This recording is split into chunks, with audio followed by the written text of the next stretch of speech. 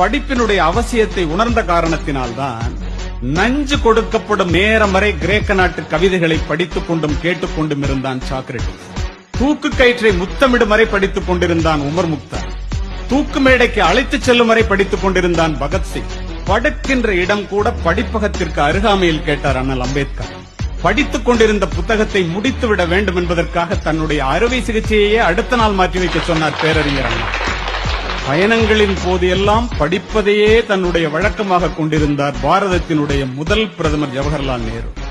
படித்துக் கொண்டிருந்த புத்தகத்தை முடிக்காமல் தூக்கத்தையே மறந்தவர் முன்னாள் ஜனாதிபதி ராதாகிருஷ்ணன் அவர்கள். படிப்பால் மட்டுமே பாரதத்தை பாராள வைக்க முடியும் என்று படித்து சொன்ன திரு ஏபிஜே அப்துல் கலாம் 35 ஆண்டுகள் நூலகத்திலே மூழ்கி மூலதனம் என்னும் வேதாந்தத்தை கண்டுபிடித்தான். இன்று வரை கம்யூனிஸ்டுகளுடைய பைபிளாக போற்றப்படுகிறது கார்ல் மார்க்ஸ். படிப்பு ஒரு மனிதனை எந்த அளவிற்கு உயர்த்தும் என்பதை ஆசிரியர்கள் உணர வேண்டும்.